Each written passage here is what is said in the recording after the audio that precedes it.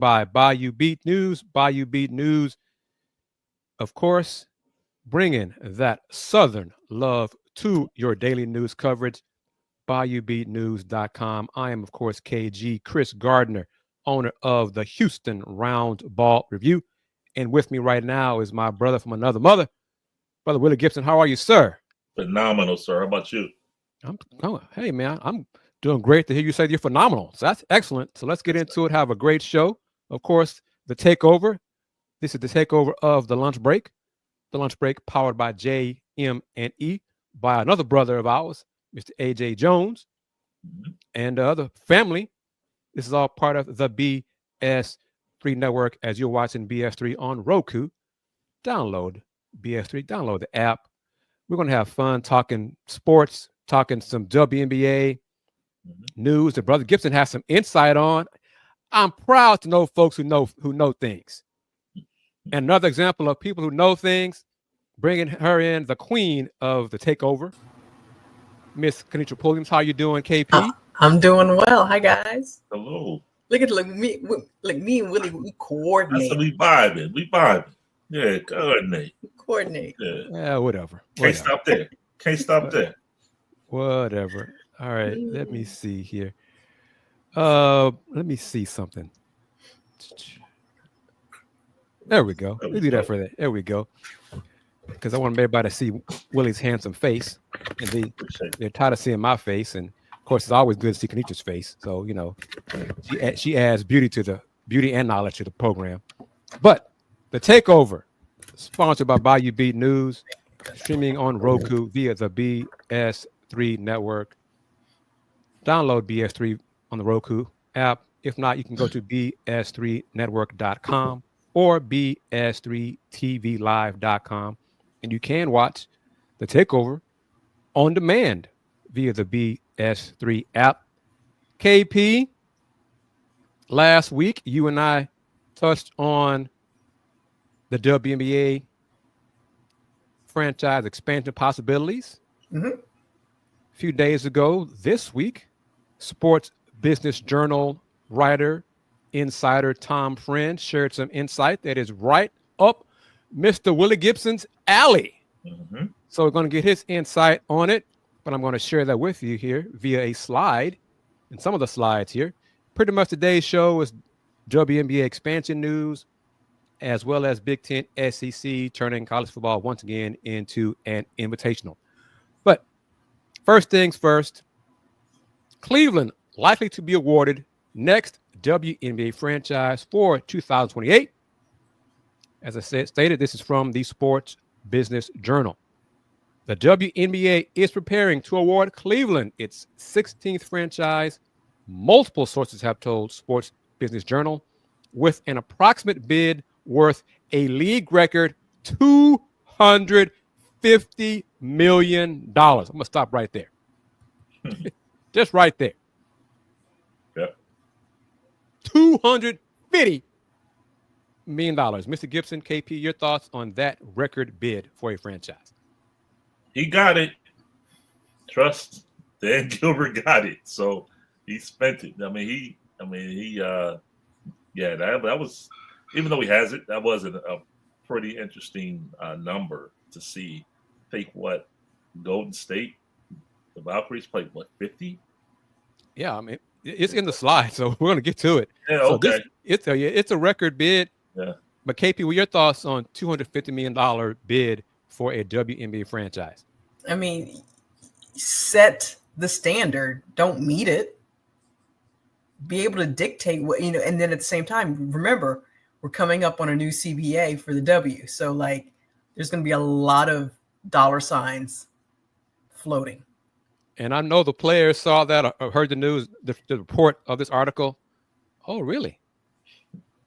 $250 million, huh?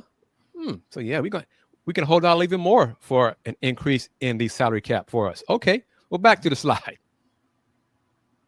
The sources put Cleveland's expansion chances as high as 90%, with an announcement expected no later than March, and said the WNBA has rethought its original plan of adding just one team and could award one or two more franchises to bring its league total to 18 clubs. Well, that's really because of $250 million for bids. They received more than one of those, apparently, but we'll get to that in a moment. The presumed leaders for the second and third teams are Philadelphia, Houston, Nashville, Detroit, and Miami, with the league reiterating tonight that nothing is finalized. Cleveland is expected to join the league for the 28th season, playing at Rocket Mortgage Fieldhouse. I've been there for Final Four. They will be reprised as the Cleveland Rockers. I just got to stop right there. But okay, an original WNBA franchise that folded after the 2003 season when former owner Gordon Gund could not sell the team due to tumbling revenue and erratic attendance. I'll get back to the Cleveland Rockers. Your thoughts on going back to that name rather than get a new name? I like it. Cleveland, the Rock and Roll Hall of Fame is across the street, literally from, and that article came out on I think Sunday. But since then, rebranding. Dan Gilbert and Rocket Mortgage Fieldhouse is now Rocket Arena. Was announced yesterday, actually now. So now it's Rocket Arena instead of Rocket Mortgage Fieldhouse. But yeah, the Rockers, I mean, it's nostalgic, but at the same time, you know, it's tied to the city. The Rock and Roll Hall of Fame is in Cleveland, near the arena, so it makes sense to return to that name. Chris, you look uninspired.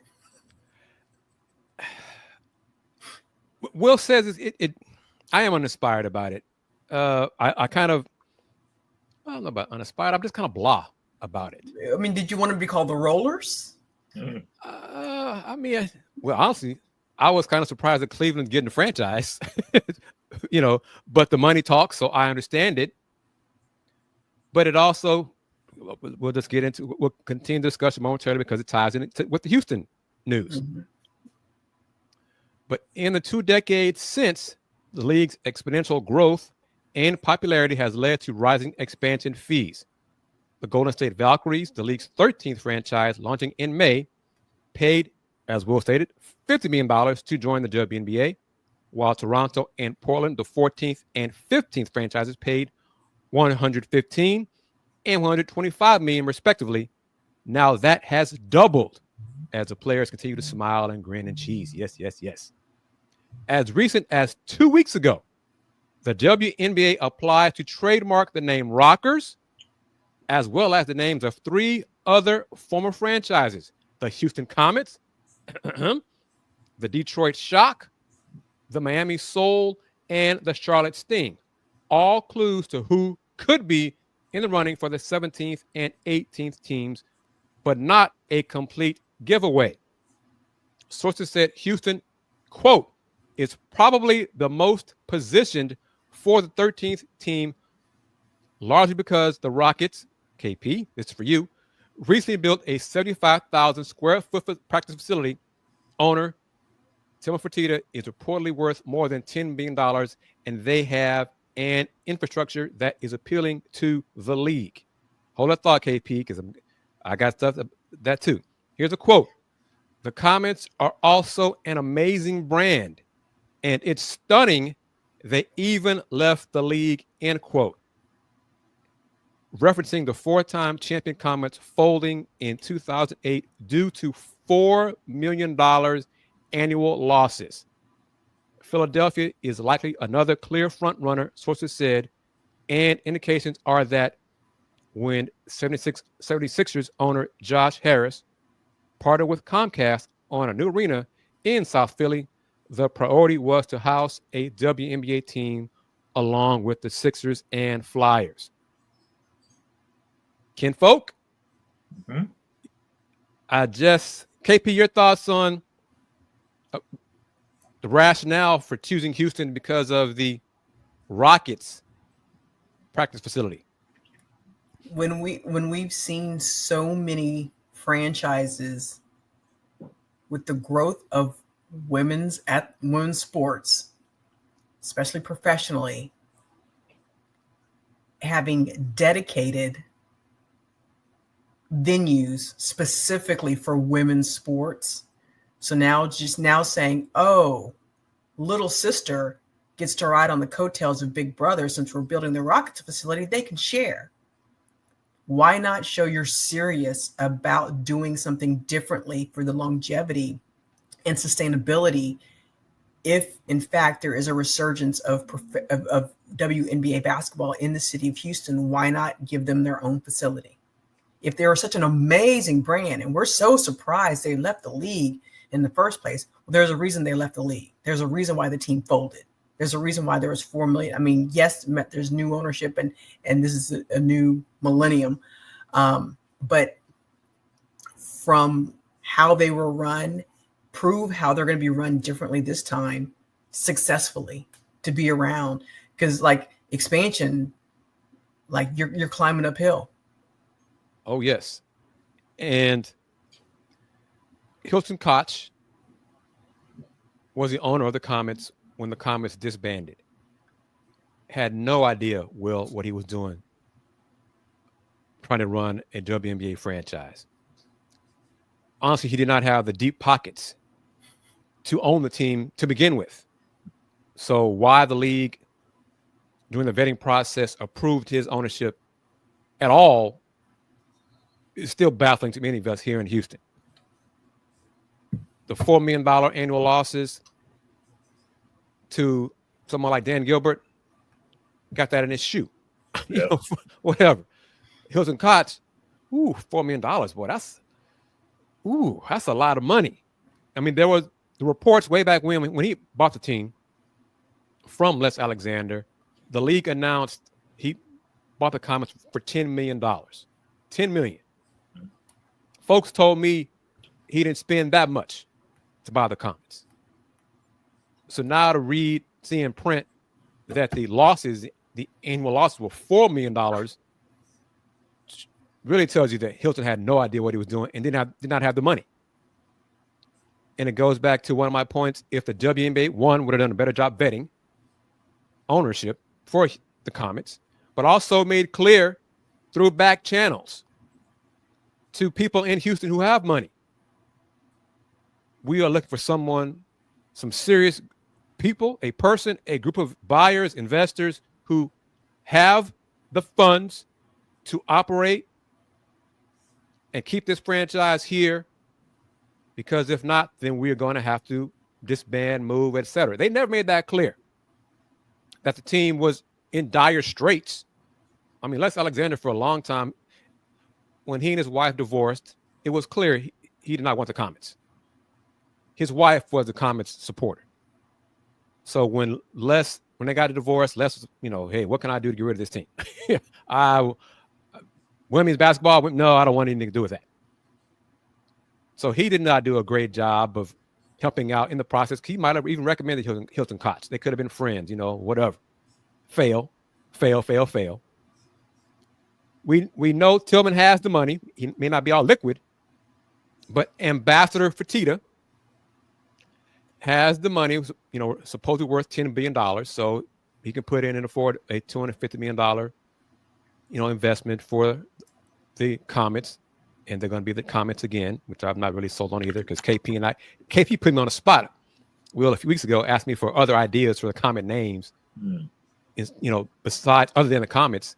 And I was stumped. I don't know where we ended up. What we tossed out. Like, we didn't know. Yeah, we threw some names out, but I don't think we settled it. But I mean, it was just something, just to generate some interest, as opposed to just saying we're going to be the same old franchise that we were. And yes, there is a championship legacy among the Comets, but at the same time, you got to evolve. So right. you can embrace the past, but still be visionary about going forward. And Will, I know you got more info to share. I'm going to get back to one more slide about this. I think at least one more about the WNBA news. Mm-hmm.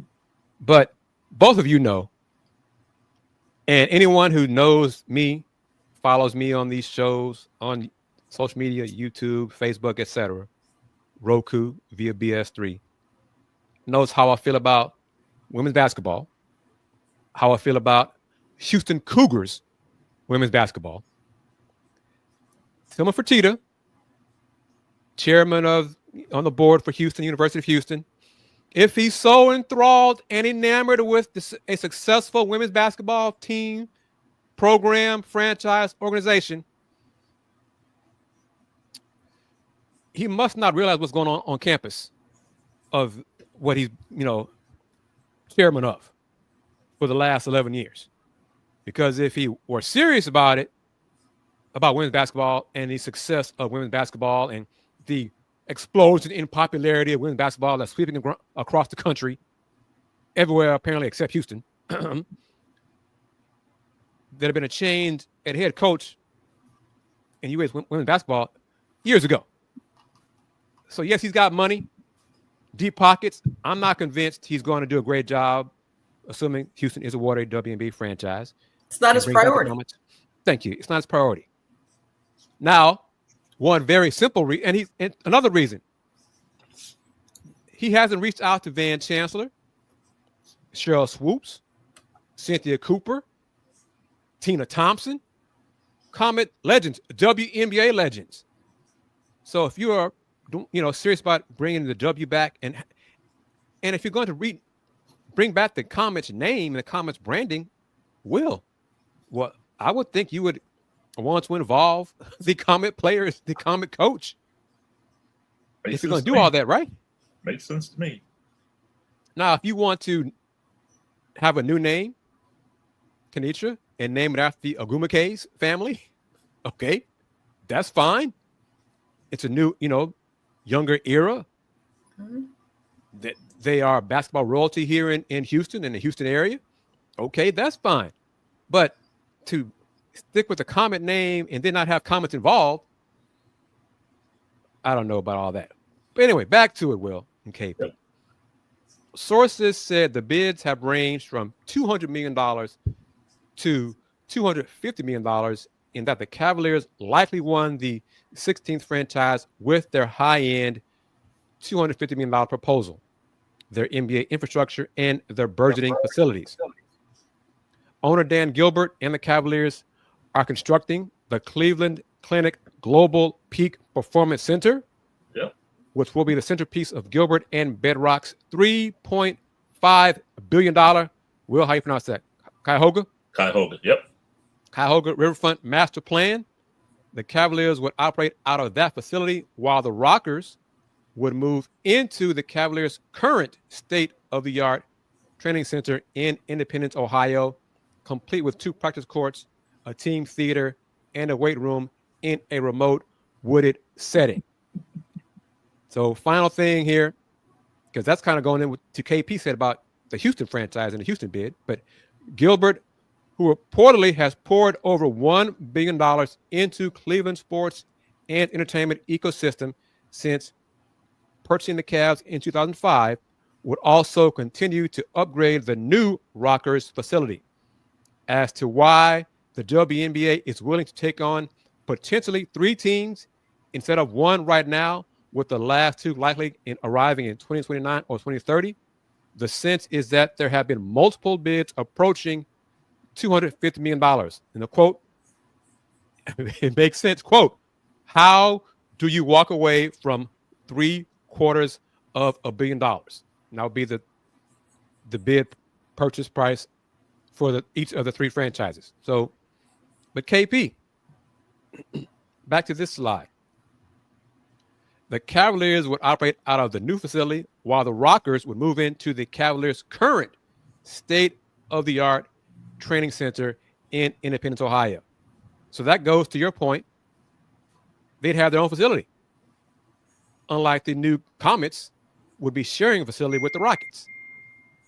Will, you know about Ohio. You're Ohio. Where is this? What's the location? Independence, Ohio, downtown Cleveland, all that great stuff. Yes, interesting. I kind of laughed when the remote wooded location. That part. I'm like, that sounds like some kidnapping setup. Well, no. It's legit. But let me tell you. The wording of it, remote, wooded. Yeah. It's interesting, and my laugh is because Independence, Ohio is smack dab in the middle, midway between Cleveland, where the Cavaliers play, and a city where a former player used to live called Akron. So Independence is close to Akron, where a former player of the Cavaliers used to live, LeBron James. And so that's why I chuckled to myself, because Dan Gilbert built that facility to placate to LeBron. That's why now they're coming back downtown Cleveland.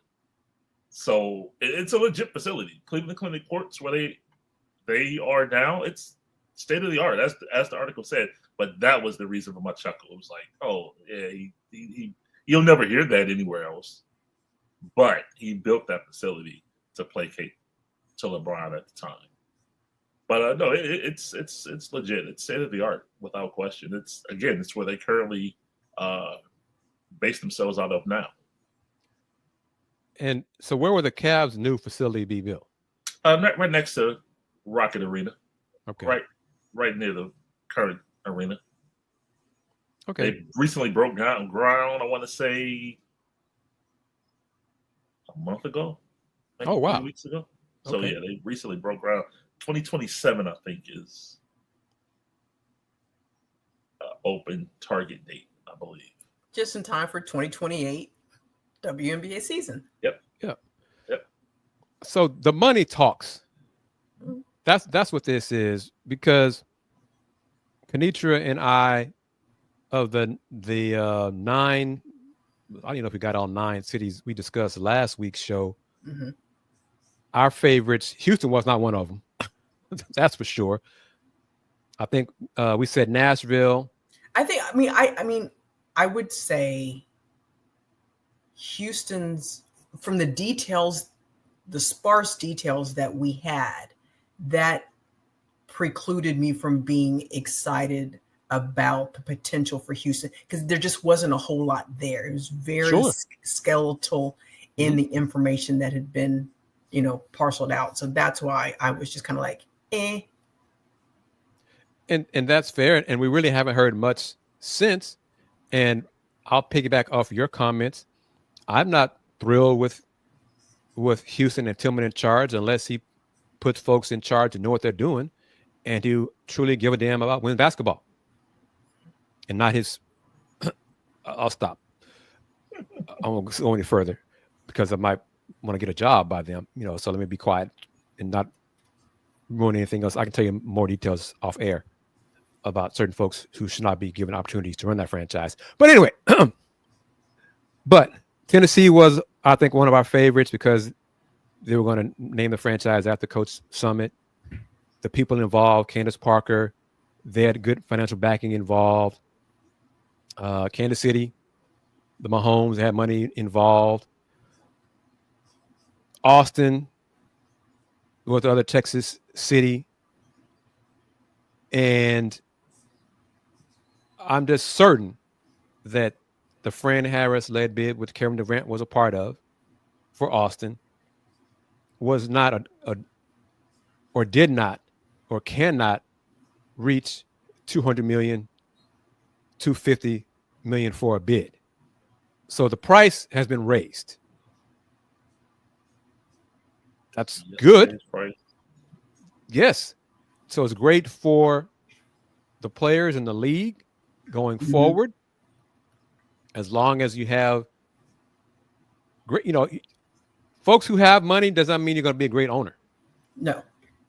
That's not a guarantee. So they need to have people in charge. And I keep saying it, need to have folks, Cleveland, Houston, Miami, Detroit, Charlotte, whatever the 18th franchise is, who, as KP says much nicer than I do, who make women's basketball a priority for them. As long as they do that, then they should be okay. If it's just an afterthought, then you just have a billionaire just having a play toy and a tax write-off.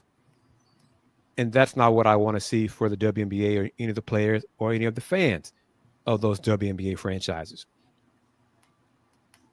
You are watching the Houston Roundball Review Takeover of the Lunch Break, sponsored by Bayou Beat, BayouBeatNews.com, Bayou Beat, bringing that Southern love to your daily news coverage. It's also a Throwback Thursday edition of the Takeover, powered by JM&E, streaming on Roku via the BS3 Network. I am KG Chris Gardner of the Houston Roundball Review. With me, Willie Gibson and Kenitra Pulliams. And we're going to do a little earlier than usual, but I'm going to give you an indication of what BS3 Network, BS3 TV is all about. Play the promo, and we will be back in roughly 36 seconds. But you are watching again the Houston Roundball Review Takeover of the Lunch Break, sponsored by Bayou Beat News. BS3 Network, changing the way you watch TV.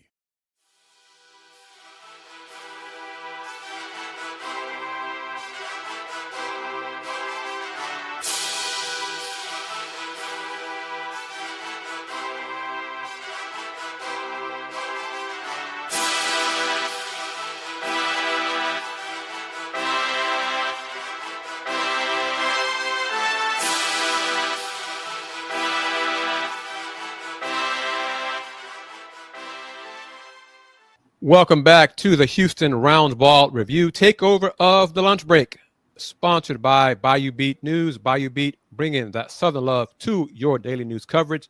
And of course, the Takeover is powered by JM&E and is also available via the BS3 Network.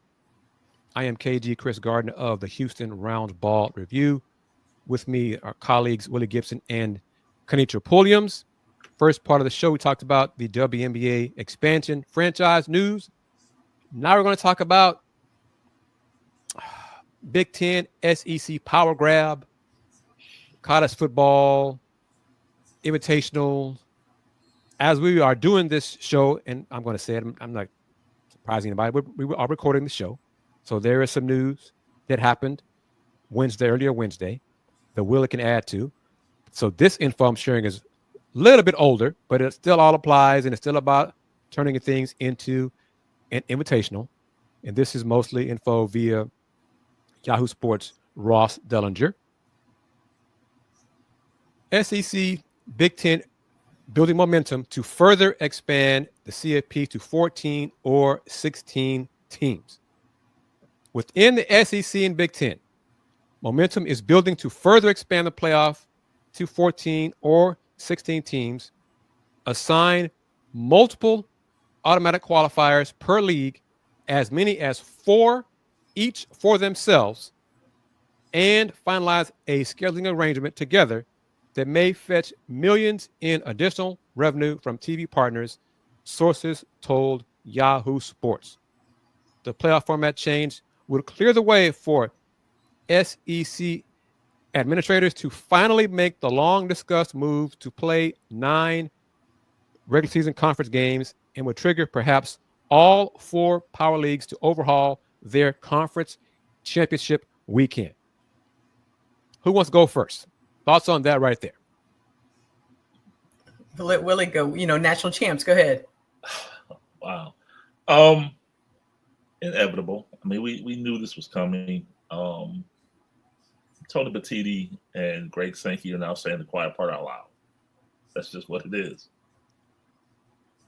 KP? Yeah, I mean, it has to happen just because there's no uniformity within the conferences as far as number of members. Then you also have an outlier. You have the independents who don't have a conference tournament or a conference championship game. So where do they fit into the puzzle? Because then you run the risk. If you lose your conference championship game, how does that then position your respective team in the seeding of college football playoff, which was also discussed, that it needs to change. Now, granted, it has to be unanimous in a vote between all the conference commissioners as well as Notre Dame AD. But if you want to keep the main thing, there has to be some equity within it. She brought it up. Go ahead. Let's talk about the seating part of it, because that was the info mentioned. I guess meetings were Monday and Tuesday, but come out today or Wednesday regarding the seating. But just your thoughts on Willy, the seating, and the big boys' rationale behind it. Yeah, the four per conference or the straight 12. Pick one. We're gonna talk about both. So either one. Yeah, I mean, SEC football, Big Ten football, they're straws that stir the drink. I mean, that's my phrase I use quite a bit. So solely right in their eyes, they bring in the revenue, they control the seedings, they control the automatic qualifiers. So again, big bank take little bank. I mean, that's just what it is. As far as the straight 12, it's similar, same premise. They, they are the headliners. They're what's causing all of this. So it's only in their minds, only right that they, take the lion's share, the biggest piece of the pie, so to speak. In their mind, but how about in your mind? Yeah, I was trying to be nice, but because you always say I come on here with first world problems in the Big Ten, but yeah, I mean absolutely. I mean, I'll stop there. Like you, I'm learning from. I'll stop there. Kenitra, your thoughts on it? Because to me, I think I have it. Some more info from the article. These ideas and concepts are now serious agenda items within the highest governing bodies of the SEC, Big Ten, Big 12, and ACC. According to officials from each of those leagues, the 11 members of the CFP Management Committee, the 10 FBS Conference Commissioners, and Notre Dame's AD were contacted for this story, many of them confirming the existence of these potential ideas, but declining specific comment on the matter. See, I was just following suit. That's what I was trying to do. Right. Well, you're not going to do that here on the Takeover. I know. Final decisions are expected in the coming weeks. Here's the SEC's Big Ten's control and possible proposal. According to most who have viewed the Memorandum of Understanding from last spring, the SEC and Big Ten hold sole discretion of the future CFP format starting in 2026, the beginning of the CFP's new 6-year TV agreement with ESPN that runs through the 2031 playoff. The agreement grants the league's decision-making powers over the format, but directs them to have, quote, meaningful consultation, end quote, and collect, quote unquote, input from the other conferences before making their decision. In other words, y'all can talk. We're going to decide what we want to do anyway. So, I heard what you said, but I'm going to do this. Yeah, right.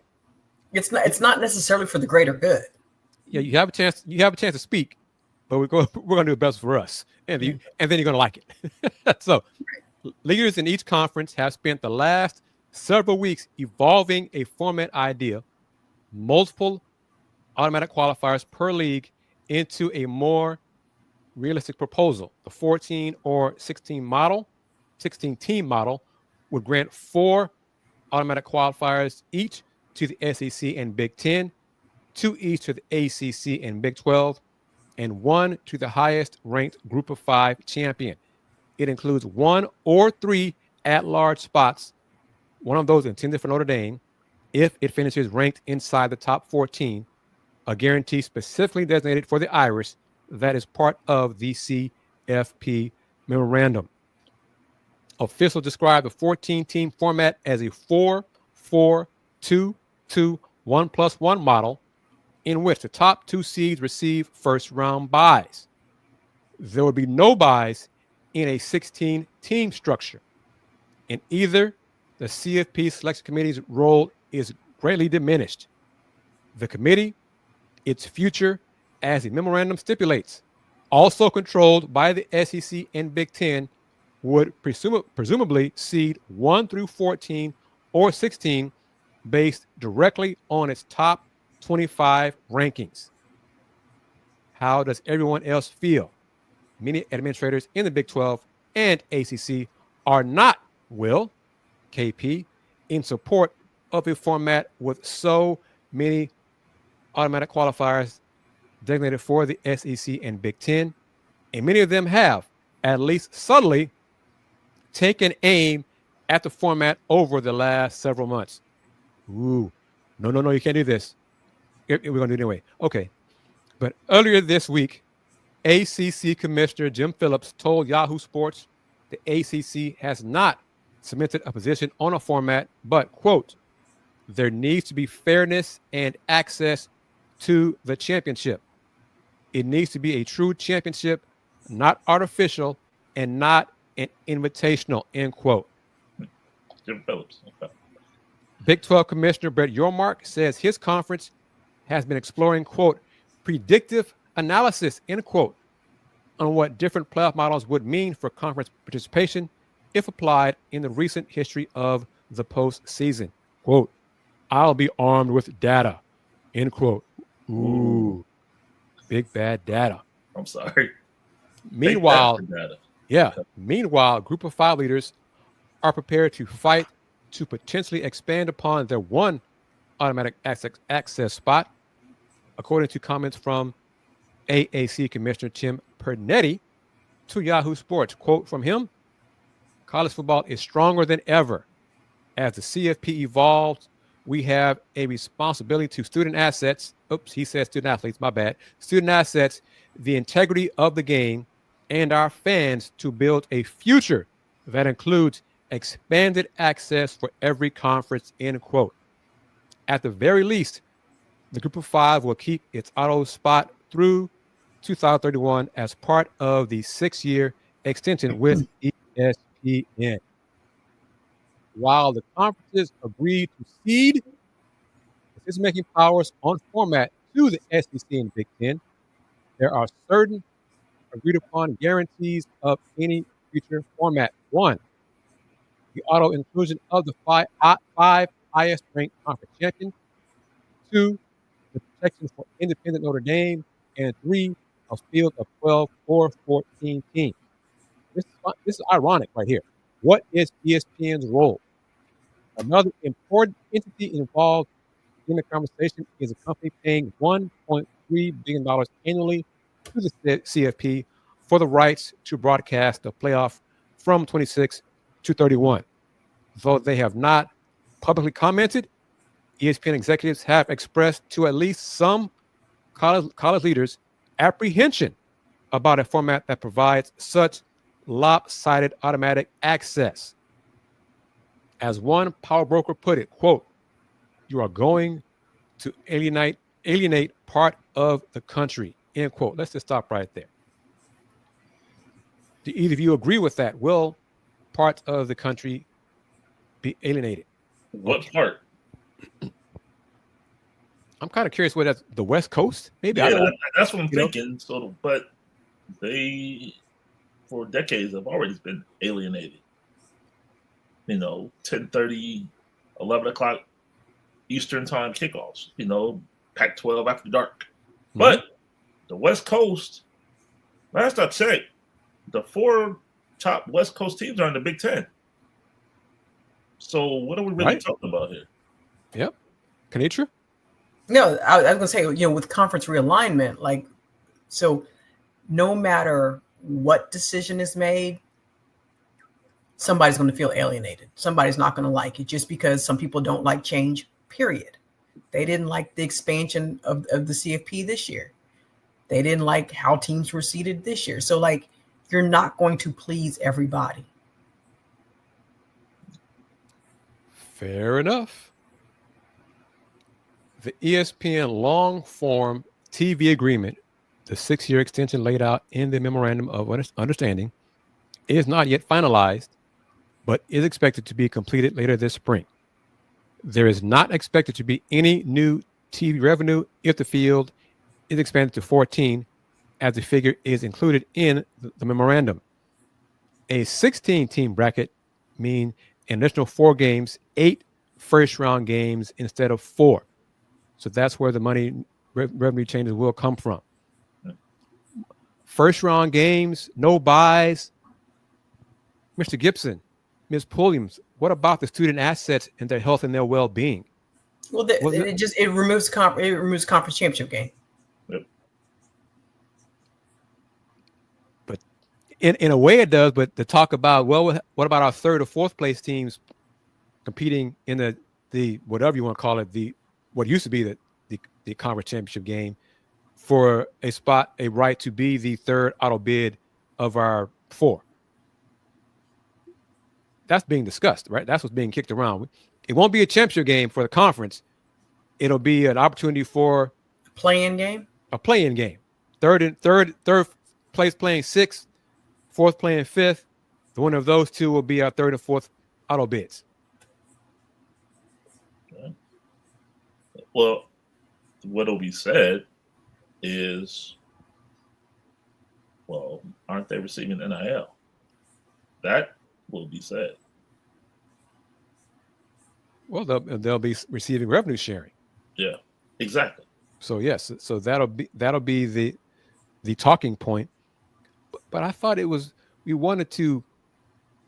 concerned about the health and safety of our players. We don't want to have them experience so much pounding on their bodies if we have more and more games played. That was before revenue sharing. Seriously. That was before. What was it that I saw? I don't remember the gentleman's name. He's the Texas Tech NIL founder. He sold his oil and gas company for $4.1 billion. $4.1 billion. Yep.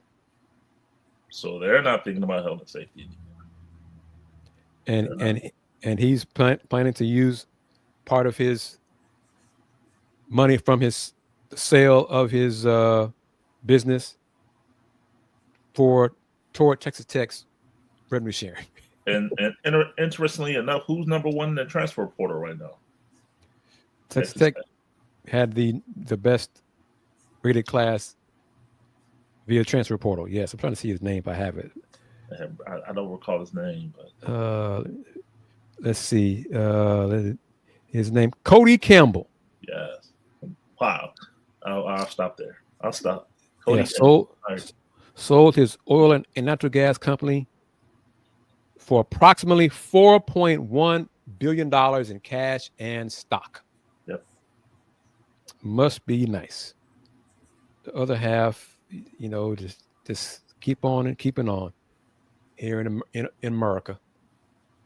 All right, these final moments. I don't have much to say about it because it's football. College football, I've been turned off for years. They're going back to invitationals. And I think if you have it now handing out 4 auto bids, you're probably going to have repeat matchups at some point. Oh, yeah. So won't that detract from the integrity of the regular season, which some folks said was a no-no? Nope, because we had a regular season rematch this year in the Rose Bowl, Ohio State, Oregon. So, no. But I'm saying there are folks who said that, this is the playoffs is horrible. It's bad for whatever. No. No, I mean, like you have it in basketball. Yep. Oh, well, and see, now we can get into the expansion of the playoffs, going to 14, 16 teams, power brokers, Big 10, SEC in the football side, but the Big 12 is part of the expansion of the NCAA tournament on the basketball side. We want to get to 72, 76 teams. It's not necessary. And that's in addition to the college basketball power grab that's taking place in Vegas for the teams that don't make the NCAA tournament, but are in power conferences, and they want to still play games and compete and try to earn some revenue and declare that they are number 69? 69, because they hope to bump the NCAAs, they hope to bump the NIT importance in their mind. So I guess because the NIT still has theirs, and I saw, what was it? Game Monday. I forgot who it was. It might have been Creighton St. John's. I think that's what it was. So it was on One. They aired a promo for the Vegas, what's it called? The basketball championship, whatever it's called. Crown? That's it, the Crown, whatever. And one of the announcers part of his job to promote it and everything, was saying, hey, I know the players are going to love this because it gives them additional opportunities to play before scouts. Yeah. Sure, that's it. That's going to be That's the draw. That's the draw. Yeah, okay. Whatever. But, you spin it how you want to spin it. So some folks who are up in arms about, I don't want to see the expansion in college football, have a different viewpoint on the expansion of it in college basketball. Mm-hmm. I mean, it's a money grab. That's what it is. If you're a part of it or not, it's a money grab. And to the fans some of those diehard fans, how dare the Big Ten? How dare the SEC? I'm going to show them by only buying one season ticket this year. Mm-hmm. Oh yes. Mm-hmm. If y'all really big mad about it, you'd stop watching the games, you stop buying the merch, you stop going to the games, stop buying tickets, but you won't do that. Mm-hmm. And they know that. That's why they keep making these changes, because you're going to keep doing it. You're going to keep buying all this stuff. You're going to keep swallowing it. And they're like, yeah, we're going to keep doing it until it won't ever stop. They know that because it'll never stop. College football, the love and obsession for football in America is ingrained in society. That's just the way it is. Final moments of this edition of Takeover, sponsored by Bayou Beat News.